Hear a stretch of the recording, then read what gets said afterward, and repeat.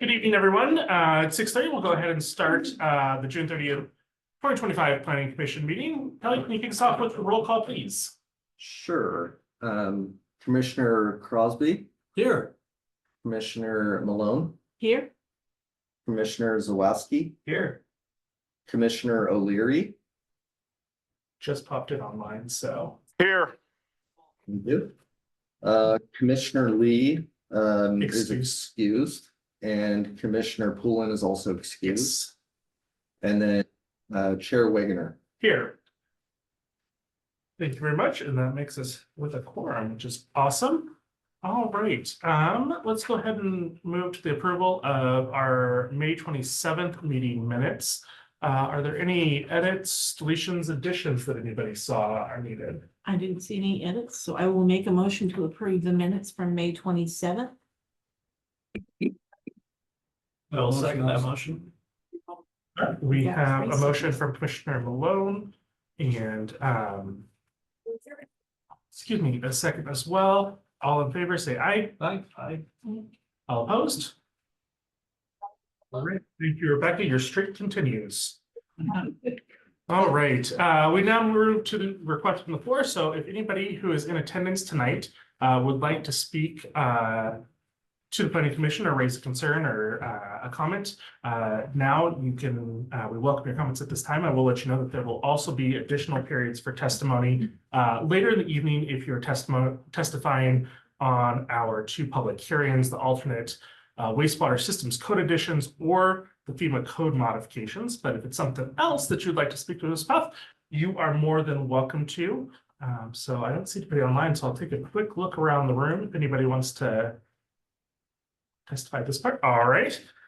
With that, then we will go ahead and move on to the director's report. Okay. So as you saw on the director's report, right now we tentatively have scheduled a design review with some variances for a covered basketball court structure in Deer Point Park.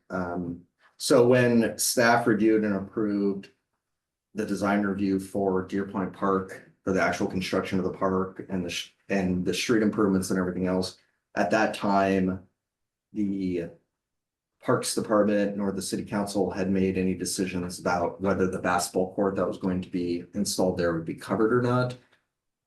Since that time, the city council through the budget process decided to allocate funds for that. And so the Parks Department's now going forward with the design. And so that's what we'll be bringing before you in July. Patrick will be working on that design review, so he'll be doing the presentation and going through the criteria. And then at this point, I'm pretty confident unless that one gets continued, it's most likely we will take August off, which is kind of nice. It's kind of a hard month to get a quorum anyways. And then on September 22nd, I don't have anything scheduled at this time, but I do anticipate we'll meet that month because we will likely have some other stuff for review. If probably more code edits or things like that. Potentially another quasi-judicial hearing based on different pre-apps we've been having. So, but I would hold September 22nd if you can. I will be in Wisconsin September 22nd Okay, for 2 weeks. okay. Thank you for letting us know. And if we do get closer to that date and we have quorum issues, we could always, Darren and I will coordinate and find an alternative date that will work for everybody. As I explained last month, we're going to start just having the department reports, like the majority or the meat of them, in that link in the WordPress site. So I included that link again for you tonight. And then also I did want to recognize that the city of Sandy received the community from the state of Oregon for the Envision Sandy 2050. So that's the comp plan. Keytruda is an immunotherapy and is also being studied. Commissioner O'Leary, could you mute yourself if you don't mind? We're just getting some feedback from your mic. Keytruda. See all the types of. Thank you. So we did receive an award from the state of Oregon for having a comprehensive plan that had a broad reaching engagement process and also a broad reaching set of policies and goals. So you know, they look at the different things that are produced throughout the year and they make awards, so. Congrats to everybody that was involved in that process. It's nice to be awarded and recognized. Did that award come with some money to help pay for it? So just to remind you that the state of Oregon did give us some money for the updating of the comprehensive plan. I think they gave us 50 grand. And then more recently, they gave us 55,000 for the housing production strategy that we're also doing. And then as you'll remember the TSP that was largely funded by the state of Oregon as well. So at least on our planning documents lately, they've been funding decent chunks of however, like something like the comp plan, that's like, you know, a $300,000 plus document. So they only funded about a sixth of that, but they used to do something called periodic review, and you were mandated to do the comp plan updates, and then you get much larger grants, but those have one way, like a lot of grants, unfortunately. So that is my report for the night. I did hear from Commissioner Malone that she was looking for some sort of update on the moratorium. So I can give a slight update on that as well. So over the last, I don't know, 6 months to 8 months, and Josh, feel free to chime in if I get anything incorrect or if you want to speak more to anything.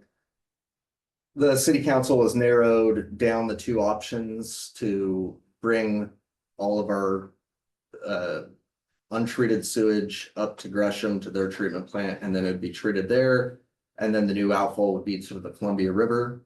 The other option that they were looking at was to build a new treatment plant and bring it to the Sandy River around the Revenue Street Bridge. Those two would have been roughly the same amount of money, and the one to the Sandy River would have had more environmental obstacles. Also, then we would have still been in the business of treating our effluent for here until ever. Bring it to Gresham solves both of those. It doesn't have the environmental constraints or concerns, not to the same degree at least, and then also gets the city of Sandy out of the sewer treatment business. So I think it's the preferred alternative at this point. Obviously, there's quite a bit of funding that's still needed. I don't know exactly how much, but I think it's safe to say over 50 million. So that would likely be needed to move forward with the project. I believe the project costs around 200 million. So not a cheap endeavor. The city was awarded, if you saw the Sandy source today, it was awarded a $5 million from the Christmas tree bill that the state just passed. So hopefully we'll get more money in the future on that. Because we can't really increase the utility rates or SDCs any more than we already have. So or are being projected to be increased, I should say. And then as far as how that impacts land use, the Public Works Department and a consultant of theirs, and AJ's here is the Public Works Director. If you have any questions, he could probably answer them better than myself. But Public Works has been working with a consultant, and now they've hired a contractor, and they're making improvements down at our existing treatment plant.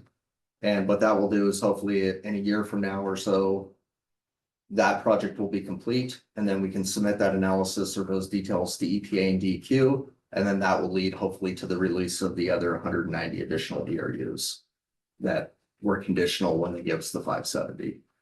So that's great news. AJ and his team are working a lot on that, and so that's coming to fruition. And then finally, in addition to those two things, we have the hearing tonight, and so I won't speak to that, but that's coming up pretty soon here. I think it might be the next agenda item or a couple later. The second one. Yeah, so the alternative treatment systems code additions, which we'll go through more here in a few minutes, but that's kind of the third prong that we're doing right now, is another alternative in addition to the 190 that will be released. So I'm sure I've heard it 1,000 times, but about how many ERUs were we going through a year prior to all of this? Just normal course. yeah, it's an interesting question and something very hard to project. I mean, we've had years that have been as low as like 30, and we've had years that have been as high as 250. So it all. So 1 to 10 years then. What's that? 1 to 10 years worth of ERUs with that 190 then. Yeah, I think, yeah, exactly. I would say on average, I think we did the math, and I think it was right around 100 to 110. Okay. But with interest rates that have gone up the last couple of years, it's not that high right now. In the long haul, the only solution to having out of control rates on our water bills is having more ratepayers. Correct. So solving the moratorium, while it may make some people unhappy because they don't want more people, but if they're unhappy, as a ratepayer myself, unhappy with their water bill, the only way to solve it is to have more people contributing to the system. Because that's how they figure out what it's gonna be. Yeah, yeah, I you're mean, correct. it takes a lot more to make it come down a lot, but it's never gonna come down unless we get more businesses and residents. Yeah, no, you're correct. I mean, it's a conundrum, right? Because the more people you have, the more need of facilities you have, but it can be spread out amongst more people who are paying for it. So yeah, it's an interesting Right, and conundrum. with it going to Gresham, it's just a matter of Right, adjusting the STCs or whatever. correct. Okay. The newsletter that just came out. When I read it, and I didn't study it, it kind of implied in this verbiage that the moratorium would not go away until that pipeline was built. Is that, That's correct. okay, Yeah, until The flip switch. we are sending our affluent to an alternative receiving body other than Tickle Creek, it's not gonna go away. okay. So whether that's the Sandy River, which I doubt it will be at this point, or the Columbia River, or somewhere else. Yeah, most likely the moratorium's here to stay until then, with the caveat of there'll be additional tweaks to the moratorium and changes over time. So if you remember, when we first launched the moratorium in 2022, the EPA only gave us 120 ERUs. Mhm. Then based on the stress test that was performed, that was upped to the 570. And with the condition that if we did these additional things like increase the size of the equalization basin, which holds everything before it's treated, and additional modifications, I think, to the clarifiers. There was clarifiers as well, but the last thing we have to complete will be the effluent pump station. Or if the Tickle Creek all of a sudden had 3 or 4 times the volume it has. Not gonna happen. Yeah, gonna big happen. snow melt, yeah. Yeah, Yeah, the problem is Tickle Creek is too small of a receiving body. To handle all of the affluent, the treated affluent that goes into it. Yep. That's the main crux of the issue here. And on top of that, we have the 3 basin wall, Yeah. which is no the hard wall that we can't. no matter how much we clean it. Yeah. There's not Correct. space. Yep. Okay, So we're basically paying for a transmission line and somebody else becomes the permit owner at that point. Correct. Very good. Is some part of the cost of all this figured into SDCs as some sort of a surcharge or something? not by us. So the SDCs that we collect currently are helping pay for the upgrades. And then eventually, and I think this is still to be determined, but eventually the SDCs we collect will be basically transferred To Gresham. to Gresham if they are providing the services of treating the sewage. If that makes sense. Yeah, I guess my specific question is, the ratepayers of Sandy are paying more to fund all this stuff. Does something happen in parallel with SDCs to where there is not to try to jam up development, of course, we want development, but is there some equivalent version in the SDCs that becomes earmarked for this pipe work?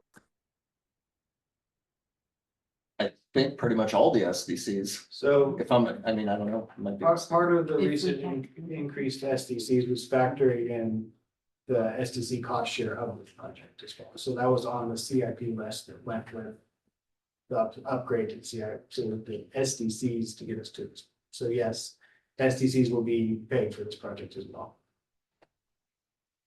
Kelly, something you just said brought up a question for me. Let's say we do connect to Gresham, the connection's there. But who's in charge of our local infrastructure? Is it Gresham at that point, or is it still us?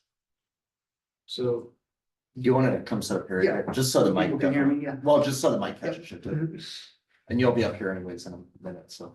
So our exact connection point is yet to be determined. Gresham is currently undergoing remodeling. That's probably not the right term to use, but they are modeling their system to determine where the flow deficiencies are currently. With that information, which is coming up here in the next about 30 days, we'll be able to determine if there is a path where it makes sense to connect into Gresham's collection system, or if we need to go all the way to their treatment plant. That point where we connect to Gresham infrastructure, whether that is at the treatment plant or somewhere further up in the system, is where the ownership will change. We own the line up until that point, up till that point then. So even though we're not processing, So- we're in the sewer business to some degree. We have to get it somewhere, yeah. Yeah, okay. So say they find a spot near Palmquist, Mhm. that's a good spot to hook into. We have a shorter row from here to there than we would all the way to the Stark Street treatment plant, so Yep. the closer we can get it to us.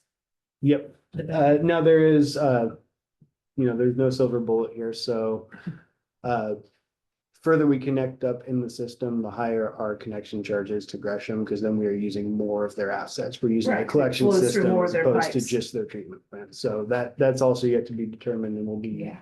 hopefully settled on IGA by the end of this year, which will lay out a lot of those costs. Look forward to it. So thank you. Did you have anything else, Kelly? I did not. All right, the next up on the list, I'll invite Councilor Ramsayer, if there's any updates or information you have to give our way for the council liaison report.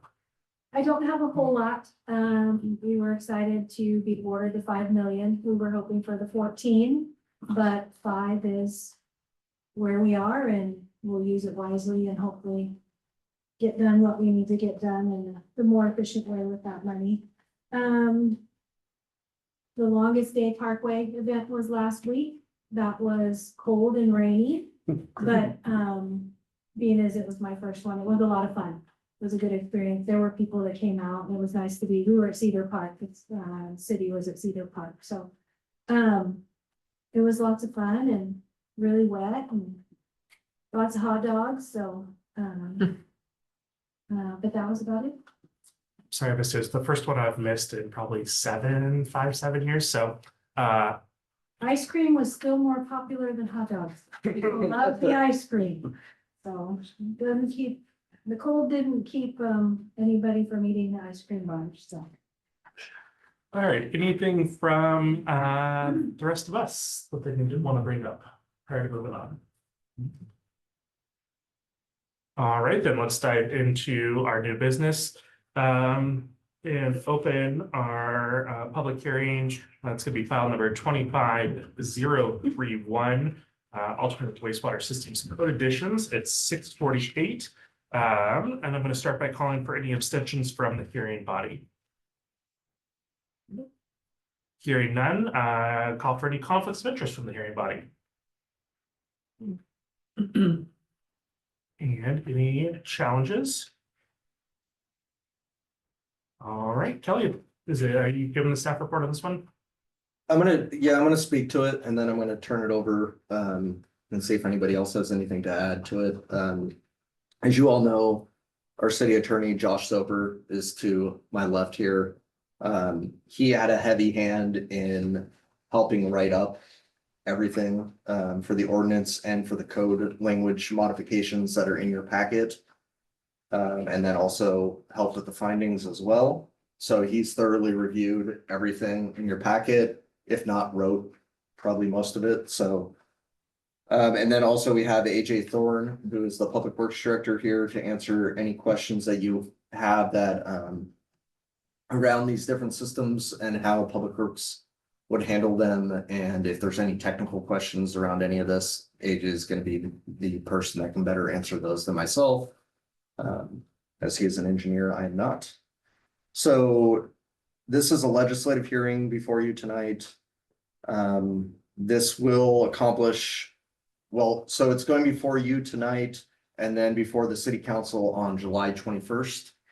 for their consideration for adoption. So your task before you tonight is to review everything, ask questions, and then propose any modifications that you think would be helpful with the code language modifications, and then forward a recommendation to the city council for their consideration on July 21st is what it is.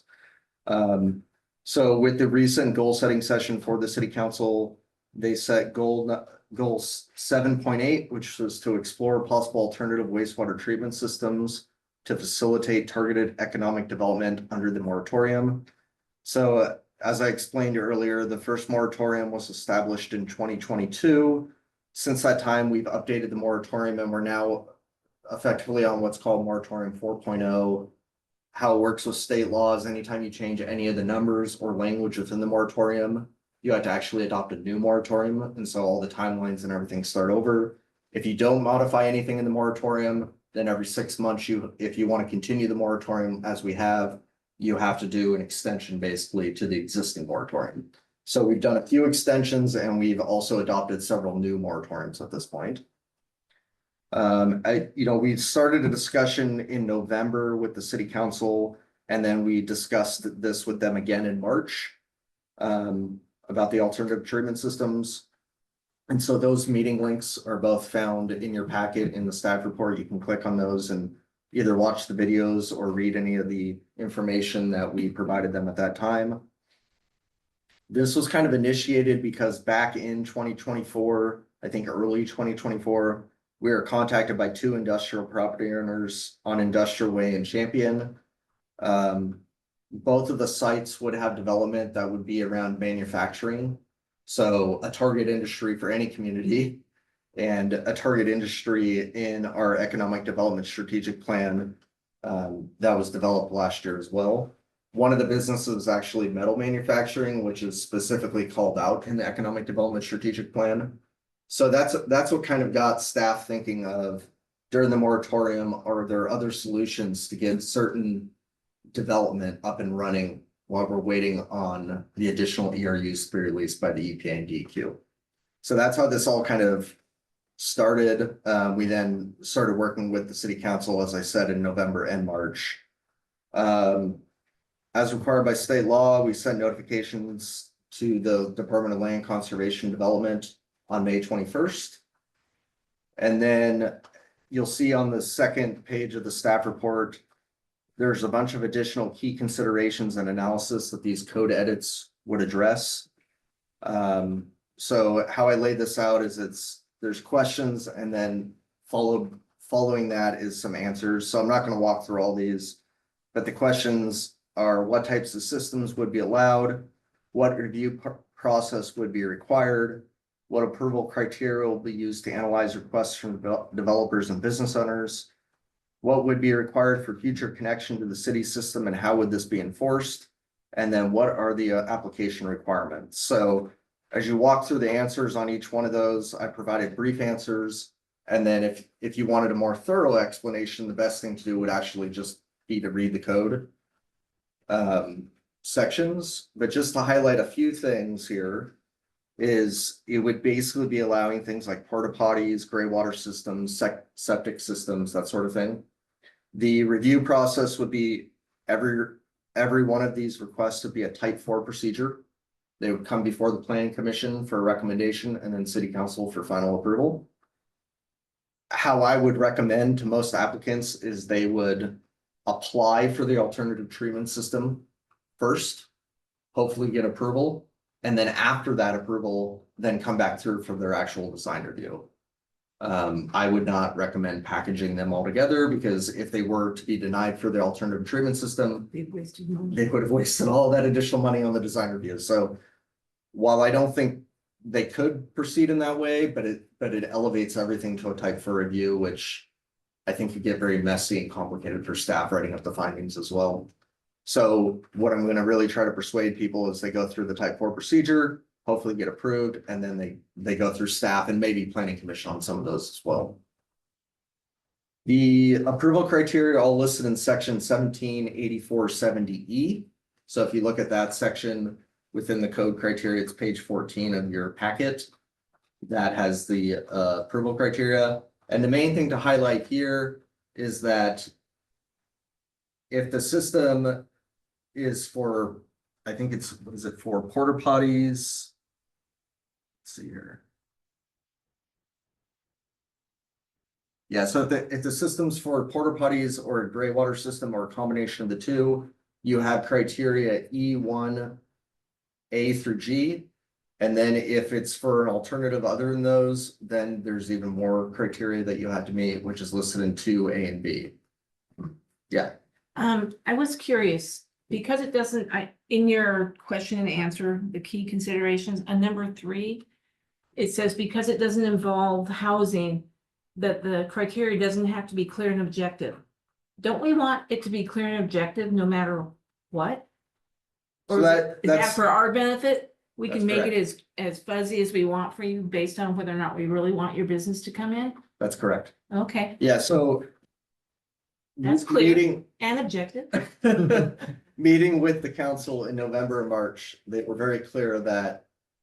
And that's a really good thing to bring up, Commissioner, is that they wanted to make it very clear that they're open to using alternative treatment systems for businesses and not for residential.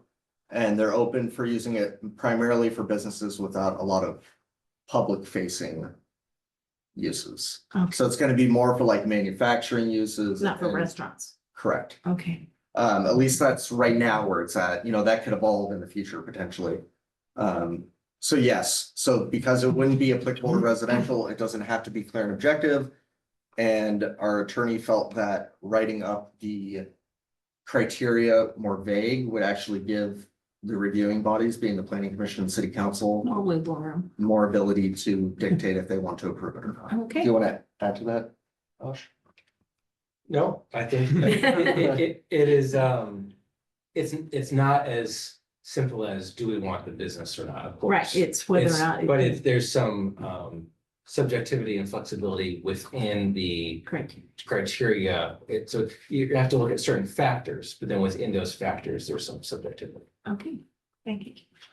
And then just a couple more points that I'm gonna point out here is this actually took quite a bit of massaging and discussing internally. But what we came down to is you would actually have to rough plumb the entire building and putting your fixtures and everything else for when the city actually requests that you hook to the septic or the sewer system. The only thing that would be stopping that is in the right of way where basically the public system stops and the private system, the private lateral, there would be, I don't know, a 2 or 4 foot section that would be missing. And that would only be installed once Public Works has given the go ahead to do that. So that's kind of an important consideration and part of this, because what we want is the ability for the city to give notice to the developer or the property owner and say, hey, within 90 days, you have to now connect to our system. And because they'll already be all plumbed in, It's just a matter of doing that. it's a matter of digging up the one trench and connecting and doing whatever they do in Public Works. And then the last thing would be, the application materials would be as detailed in one of our existing code sections. I'm sorry. It's as detailed in this new code section. Right. And then it would be a type 4, so the total fee, I put what the fee would be, and that's just a processing fee, that's not.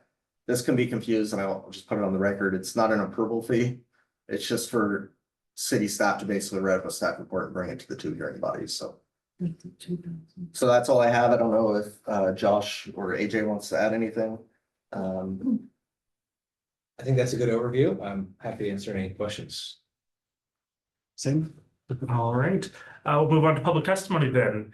For those who are wishing to speak, please try to avoid repetition if someone else has already expressed the same thoughts. It's sufficient to state that you agree with the statements of the previous speaker.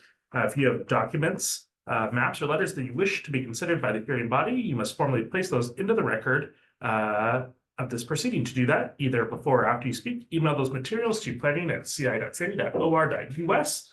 And staff will make sure that they are properly processed. If you're participating online, which there is nobody, go ahead and raise that hand or dial *9.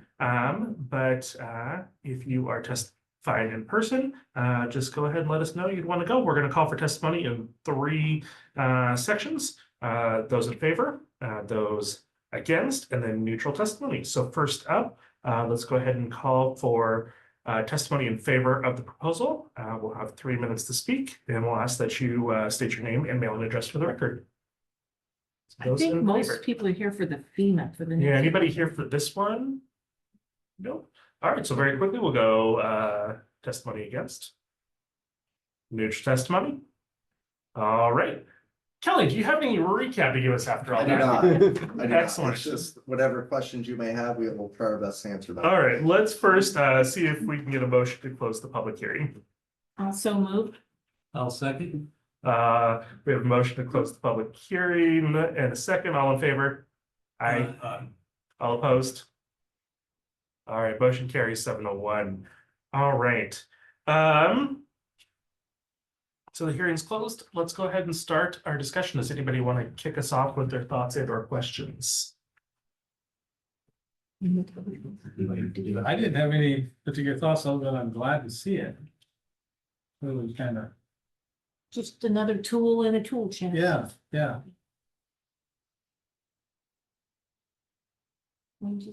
Well, I have a couple of thoughts and questions. Maybe before that, I apologize if they're a little out of order. I forgot to forward myself my notes. Do we have, it doesn't look like there's any sort of description or minimum for porta potties kind of in there. Is there, I don't know, and I'm kind of curious what everybody's thoughts are around this. There's a big difference these days between kind of a small plastic box and the more luxury versions that they have now, you know, something with an actual toilet and some walls that you're not going to get, you know, rained on or tipped over by the kid passing by, those types of things. Did staff or kind of anybody discuss maybe some different requirements around that? Or what if there would be a problem having different requirements around that? So I don't recall any discussion, let me know if I'm mistaken here, about like the luxury level. I think the idea was to kind of leave that up to the business owner, what they want to provide to their employees. I believe there was some conversation about the provision relating to complying with all applicable federal, state, and local laws. The building code and plumbing code imposes like a number of heads per employees type or per square foot type. So it would depend on the required. business, how many So- employees you had. Right, they have to provide the same number of facilities. It's just a different form of the facility. Yeah. Yeah, I think, If you had women working there instead of just all men, you know. I think one thing that Josh is hitting on too is that I believe one would have to be ADA, Yes. just like an Yeah. actual restroom in a facility would. So that's hitting upon the federal requirement. And then the other thing I do want to point out is that there would be a requirement for it to be screened from the public right of way and adjacent properties. So at least visually, it would be deterred a little bit. As an employee, given that we are, this maybe ties into my next question, years and years away from this. I think there's a big quality of life difference, you know, between those.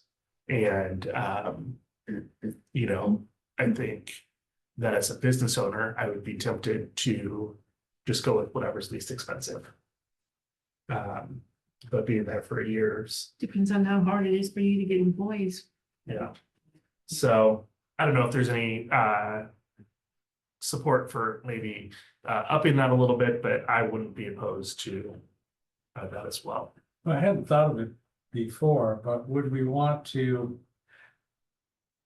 The typical stereotype porta potty is outside. Would we want to govern that they be inside? I don't know if I'd want Ventilation. inside but the The smell. ventilation Mhm. for it and stuff would be tough. if The it's smell, Inside. yeah, with the ventilation, especially if you're talking the kind of typical porta potty style. Well, Well, I'm the just, good thing is we have no clear and objective thing, so we can name it whatever it is when an actual application comes in. Can't we? We can upgrade it to saying they have to be certain standard with each application. It doesn't have to. No, be- that goes back to, there's only certain factors that you can look at. Oh, So okay. I suppose for the alternative, Mhm. the non-porta potty, non-gray water system, we have the one about not being materially detrimental or injurious to the public welfare or surrounding area that would allow you in those circumstances, and I'm not Make sure it what a exactly little that bit would more blingy. type of, Yeah. right, the level of service type consideration could be taken into account. With those two that are given the more fast track treatment, Right, I don't read any of those factors that you're looking at as giving you the ability to say, we want a nicer. nicer porta potty. looking porta potty. Yeah. Okay.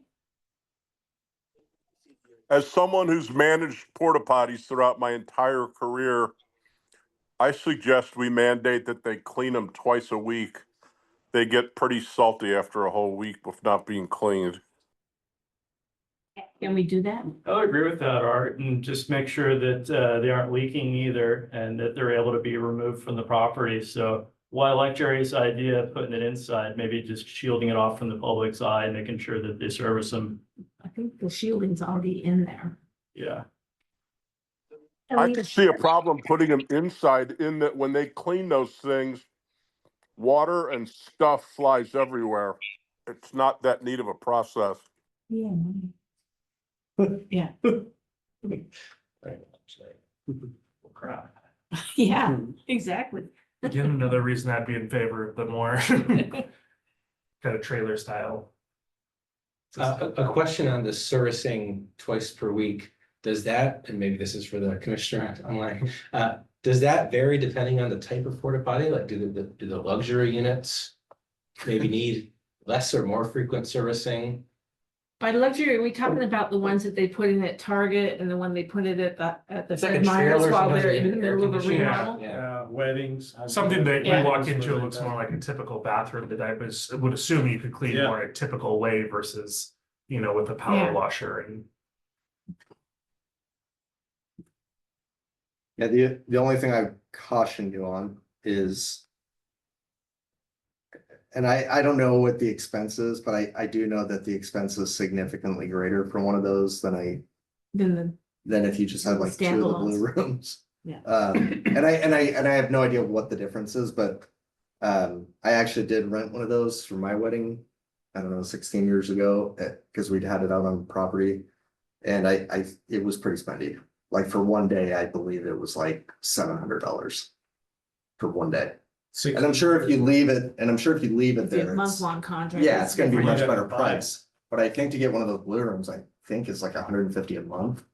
Might have went up. I paid for one at my old house here in Sandy for a few days, and I think it was 150 a month about.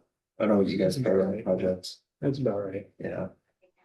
Those blue rooms are basically an open sewer. And what we're calling the fancy ones, everything is plumbed and there's traps, like there's real toilets with traps, the sinks have traps, and I wouldn't be concerned about those being cleaned more than once a week. But the blue rooms they're the ones that need to be cleaned twice a week. I do also wonder if there's a scenario where a business owner is required to provide two, for example, because they have to have a male and a female unit. And I don't know, maybe the plumbing code does or doesn't require that. And they have 3 or 4 employees. So the volume is very low, whether that Right. also affects the service frequency that would be necessary. Yeah, no, I can see the cost argument, especially spread out over, quite a long period of time. But that long period of time also makes me. But it's a long time, as an employee to not have really adequate facilities. I don't know if there's a way to openly, like, maybe pose the question to council. Just as something that we discussed or not, but some possible consideration there. But I'm gonna go ahead and move on.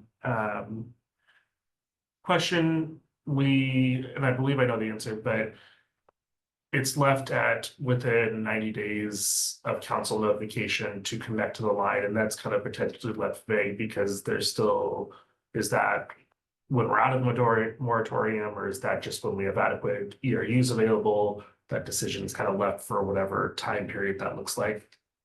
Exactly, just to give that flexibility, but because there's so many unknowns. One last thing on that servicing frequency, I just wanted to point out that it's not an approval criteria, but the application submittal requirements do include submitting the operation and maintenance requirements for the Okay, system. And then there is a condition of approval required that they have to actually operate it consistent with what they proposed. So you'll at least know what they're proposing, and then they'll be held to what they proposed. Cool.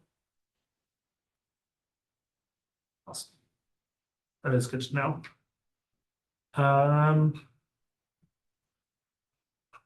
I think that was all of mine, if not, I'm missing this minor.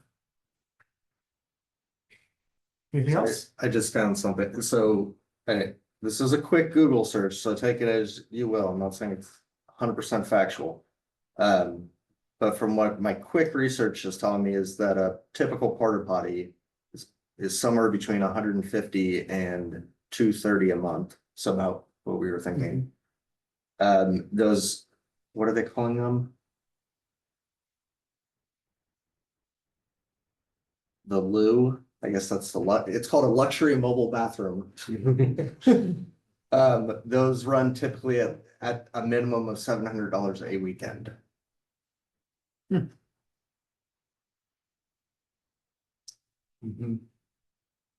So a significant cost. I mean, I'm I sure think if it's you're looking at, significant, I think it would be potentially significant. if you're looking difference, at years, I mean, there's probably purchasing and service options too, but. So what I was going to suggest with that information is you could pose also that, I mean, you could pose to require that, or you could pose to have them clean twice a week, and we would suggest that to the city council and see where that goes. We could also write or either pose to the city council the suggestion that they consider, and then if city council supports it, add another approval criteria that's not 2 times per week, something more loose and subjective like the other criteria, like the For every servicing number of frequency is employees you adequate for the have. number of employees and expected volume, Right. stuff like that. Yeah, because the big difference, like too, when I think about it, is the service on like the luxury bathrooms can be done by any person who normally comes out and takes a business, it seems like, versus the other ones you have to have Truck. a scheduled service truck to come out and do it. Yeah. Oh, I remember the last one. And maybe this kind of turns it, but I read in there kind of normally not open to commercial or to kind of having folks besides employees in the store. I don't know, so I'm thinking through this, I'm thinking, you know, I would be okay with stores, you know, having this sort of system, you know, it seemed to again work fine for the Fred Meyer remodel. I realized that was a shorter period of time, but still, you know, a month or two. There's You- plenty of businesses where you go in and they say no You public can't even restrooms use the available. restroom anyways, So, yeah. yeah. Which is why as I was kind of reading through, I mean, I know kind of I can assume what the intent is, but it seems like more commercial, open to the public entities would be more okay in my book. So we could definitely pose that in our staff report, but that was actually direction from the city council. Okay, So we can, I mean, it's your guys' recommendation, it's the commission's recommendations, so we can pose these things. And say they reviewed it and these were their concerns, and these are things that they would like you to explore further. Yeah. And then, as you know, the city council can either explore them further or say, no, thanks. Yeah. Well, So, we're looking at I1, I2, we're looking at industrial land for the most for the part, most part. well, yeah. commercial too, I think, it right? could be C2 as well, C2, yeah, But yeah. I mean, that's my recollection at least, is that what you guys recall as well? Yeah. So Chair, are you thinking maybe a differentiation amongst commercial facilities? So I don't know exactly where the line is, but a restaurant, maybe not, because people frequently use those restrooms. Exactly. And whereas like parts supply place or right, whatever. right, exactly, or even like a convenience store where maybe it's Nobody's not gonna use them, frequently yeah. used. Right. You know. Even if it's available, they're not gonna use it. Right. That's exactly it. Okay. Yeah, kind of those low risk use, and I don't know if there's a line or not, but at least leave it more open for that type of business. So to offer a different perspective, it seems a little burdensome to go down the path of requiring what we're calling fancy bathrooms. And I think the minimum requirement that we would want is the blue rooms, which satisfies human needs and safety and health and all that kind of stuff. And then, if the owner of a manufacturing facility or whatever wanted to do what we're calling the fancy bathrooms, that could be their choice. Like, oh, I want my employees to have fancy bathrooms, so I'm going to put one in. But it seems burdensome to tell them that they have to do that. And Kelly, a gray water system would handle hand washing station, that kind of thing. So you don't need the porta potty to be able to do your full, you can go back into the business and use the gray water system to wash your hands or Yeah. clean up after dirty work or something. And the main purpose of the gray water system is that there would still be a need for a connection to the water system for most of these businesses. Right. But if you have a heavy processed water use for your Holding facility, tanks. it makes sense to be able to recycle that instead of having it all go into a septic system and having Yeah. it get pumped out more often, or oversize your septic system for thousands of gallons of water that you could potentially reuse for a gray water system. Something we should Makes sense. encourage. Well, Yeah, some that's- businesses are required to capture their water. The EPA will make certain, well, I'm not gonna name the businesses that I know about, but you know what I mean? Yeah. If you have a lot of concrete, sometimes that runoff from whatever you're doing, if it's gonna go into a Final river or a swim. creek, you gotta catch it. Yep, exactly. Yeah, no, I agree that gray water systems and reuse of certain water should be, encouraged. Right. So All right, I think, now I'm pretty sure those were my only ones, so are we okay? Are you ready moving for a forward, motion? kind of those suggestions / potential modifications? correct. Yeah. All right. I'll anxiously wait a motion. I move to recommend that the city council approve the proposed text amendments to Title 17, Chapter 17.2, procedures for decision-making, and Chapter 17.84, improvements required with development of the Sandy Municipal Code as presented in Attachment 1 and as suggested by the Planning Commission in tonight's session. Very nice. I second. All right, we have a motion from Commissioner Malone and a second as well. All in favor, say aye. Aye. Opposed? Motion carries. All right, let's do this all again. That's officially motion carries at 7:18 on that one. Let's go ahead and open our next public hearing at 7:18. It's going to be file number 25-030. The FEMA code modifications. Thank you very much, AJ, by the way. Thank you. And we will go through the process once again. Any abstentions from the hearing body? I'll call for any conflicts of interest from the hearing body. Any challenges? All right, Kelly, a staff report or? Yeah, I got a little slideshow for this one. Ooh. Let's see here.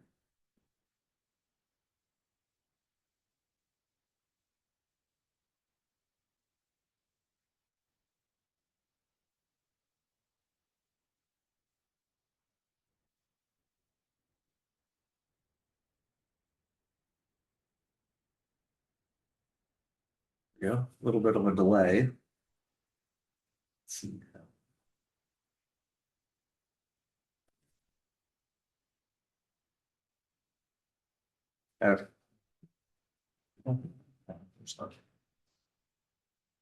Okay, so it's just showing up on the one screen. This one I think is still showing city council. Yeah. Okay, so I'll just try to walk you through this. Again, this is a legislative public hearing.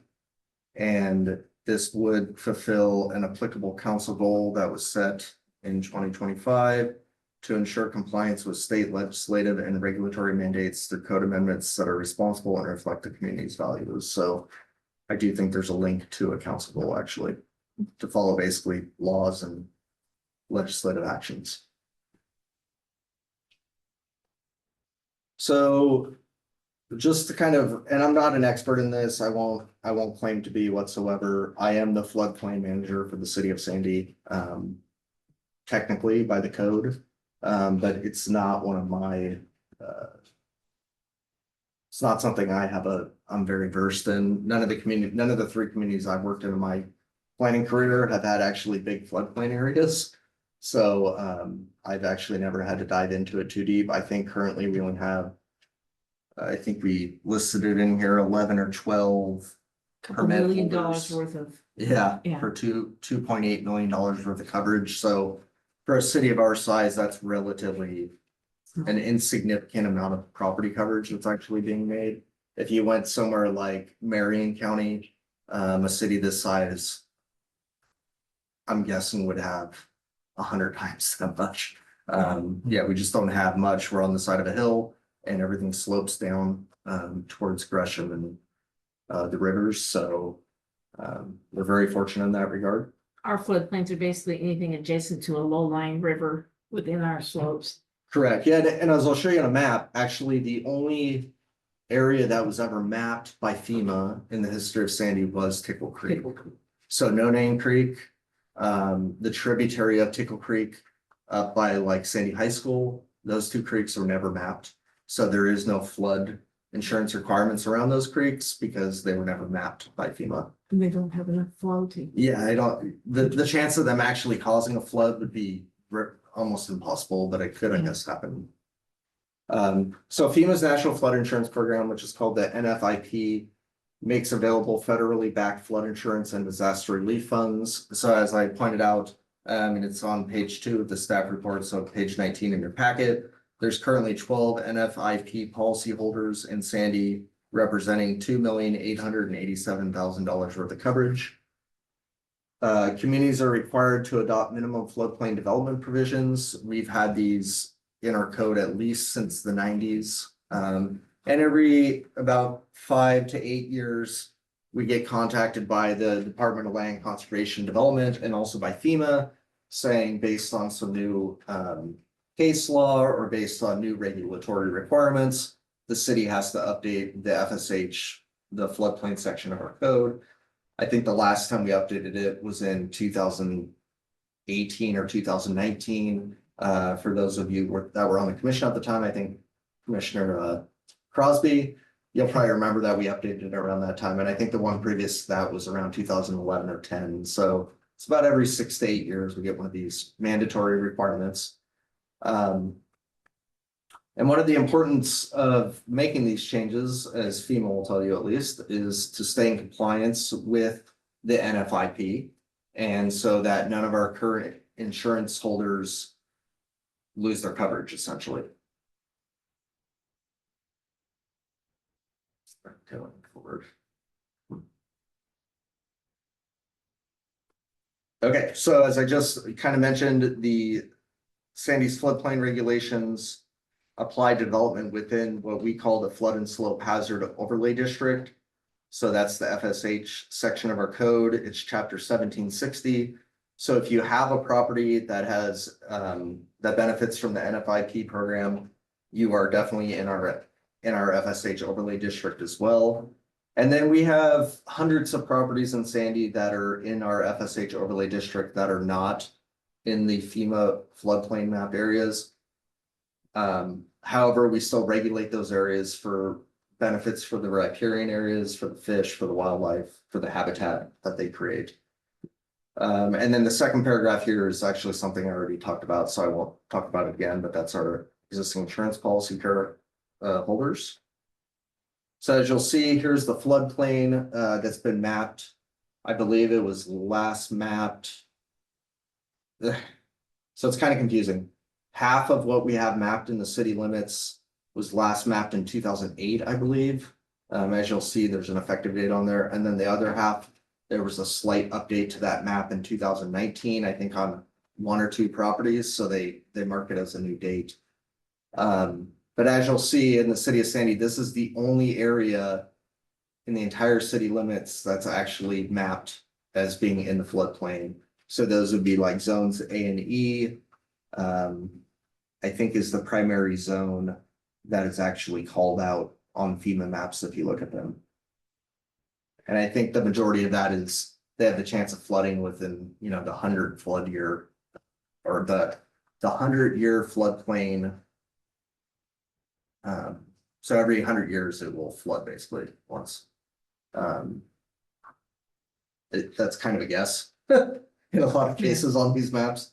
There could be bad storms where it floods consecutive years, and it could be that it doesn't flood for a couple hundred years. So it's really no way of knowing exactly. It's not, I think it's more of a rough science than an exact science. So bring up to speed. So that's kind of the background of that we participate in the NFIP. We do have some insurance carrier holders. And then here's what we're basically talking about tonight. So FEMA in July of 2024, so about a year ago, they notified all Oregon communities that adoption of pre-implementation compliance measures would be required, essentially, to be in good standing with FEMA. By December of 2024, the cities in Oregon had to select one of three. That was either to adopt the FEMA model ordinance, that was to require a habitat assessment and mitigation plan for development on a permit by permit basis, or to prohibit development in the special flood hazard areas altogether. Based on internal conversations we had and based on advice from our city attorney, we felt that the middle one, requiring a habitat assessment and mitigation plan for development on a permit by permit basis, would be the most fair, equitable, and probably legally available option. The model ordinance, so the first option is not really an option in Oregon because, as we talked about earlier tonight, you have to have a clear and objective code for residential development. The FEMA model ordinance was not clear and objective. So that option was kind of thrown out the window. We did ask, and I know Patrick did a lot of the heavy lifting on this. I want to acknowledge that it wasn't myself, it was Patrick. And he attended several of these community meetings we had with planning departments around the state of Oregon. And I know that it was mentioned at several of these meetings, but when is FEMA going to write a model code for Oregon that's clear and objective? And I think to date, I don't think that's occurred. So that idea was kind of thrown out. And then prohibiting development altogether in those areas in Oregon. I think in a lot of states, but in Oregon in particular, there's a lot of concerns about that specific way of doing business for takings reasons. And so to basically say your property can't be developed at all because you're within this area, there's legal concerns and risk associated with that as well. So we did notice them, I think, right at the end of November, that we would be doing the middle bullet point, which is a habitat assessment and mitigation plan on a permit by permit basis. And this would only be required if somebody was looking to develop one of these properties. So if you have an existing property, you already have your house on it, you're not actually looking to do any additional development, there's nothing to do. So this doesn't affect you. It's if you have an existing property and you're looking at doing development to it and it could impact the floodplain, that's when you'd have to hire somebody to do a assessment to be in accordance with this regulation. So in practice, because of the moratorium, that's probably not going to be happening either. It's going to be pretty limited unless there's people that are looking to do like large additions to their houses, and that would potentially go into floodplain more. Like ADUs. ADUs are not currently allowed because of the moratorium. So yeah, Commissioner Malone's right. It's pretty limited right now as it is. But there could be cases. So good to address it now. When It is, But post moratorium, though, ADUs, large additions, those would be affected. correct. They would. And any commercial or industrial development in those areas, I think if you look back at the map, I didn't assess this, but I don't believe any of those areas are actually commercial or industrial. So I think it would all be residential development or potentially city parkland development. Like if we put a structure in one of those areas and it had a risk of flood. And we'd comply. Right. So we did that, as this points out, we talked to the city attorney and recommendations with the attorney's office. We sent the assessment on November 18th.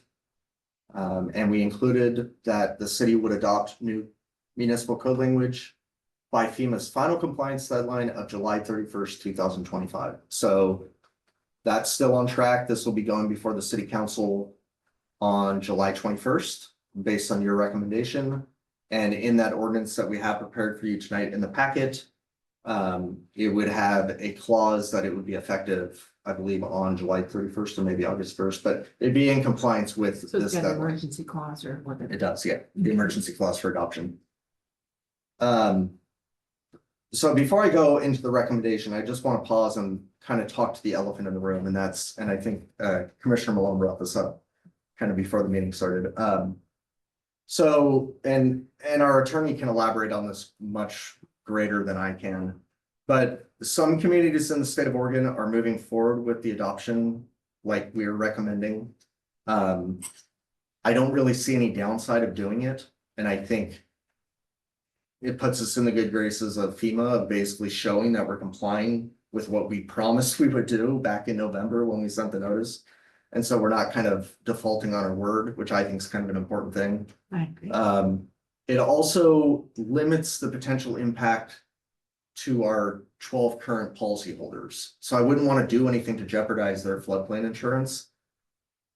And so some communities in the state of Oregon are kind of saying, well, what's going on with FEMA? Is it going to be disbanded altogether? You know, we don't know. And so some communities in Oregon, I believe, are just choosing not to do anything right now. I still think that's a poor choice for two reasons, because there's a lot of unknowns. I don't want to put those 12 policyholders at risk. And I think that's really gambling with their homeowners insurance by doing so. So that's my main reason. But then I think second, I think legally we are still obligated until somebody tells us otherwise to adopt these code regulations. I don't know, Josh, if you want to elaborate on any of that. Yeah, the only thing to add is there is a lawsuit currently pending by some Oregon jurisdictions challenging FEMA's authority to impose this requirement. But I would echo what Kelly said. For each community, it's a risk benefit analysis. I think most of the communities that are pushing the envelope, so to speak, with FEMA on this are the ones that have a lot more undeveloped land in the floodplain. Sometimes the majority of the community's undeveloped land is in the floodplain. And so the impact on them is significantly different than a community like Sandy, where it's a smaller number of properties that are largely or entirely already developed. And so the risk is more on the losing flood insurance end of things than on the stifling development end of things. Yeah, and I think the only other thing I would add is that in my viewpoint too, where we've already had a big brush with one federal agency being the EPA. And so, and we're currently still under an EPA mandate. So for me, it's like, you gotta choose your battles.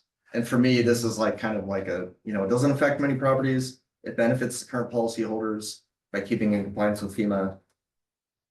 I And don't so see the harm in adopting it. it would just affect those in the FEMA floodplain or all of those in the FSH? Just those in the FEMA floodplain. And so if you look at the code modifications that are before you tonight, that were written by Barry Elsner and Hammond, so Josh's office. Yeah, they actually wrote the code changes in 1760-70. What I did is I just took them and incorporated them into where I thought was the best spot in our code. So it only affects the properties within the area of special flood hazard. So not all the areas in the FSH. One last thing, as we already alluded to, the impact of this is even further reduced by the fact that there's a moratorium already in place. Right. And of course, if anything changes either with that lawsuit or with the federal administration, Sandy can repeal this ordinance anytime. Right. Another question, what happens if the repair is more than 50% of the market value? And I just read through this, I'm not objecting or, for or against the wording, but what happens if it's more than that for like replacing a house that gets severely damaged? In that case, they have to get the mitigation assessment performed. It doesn't mean they can't do the work, but it means you have to go and get that And assessment. maybe some engineering or something like that.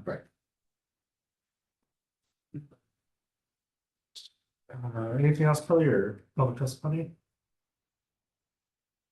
Just the recommendation that I have up on the screen, is to take public testimony, discuss the proposed code modifications that were written by the attorney's office, and then provide staff with a motion to forward to the city council. Awesome. All right, if you've heard this tonight, please forgive me, but we're gonna move into public testimony.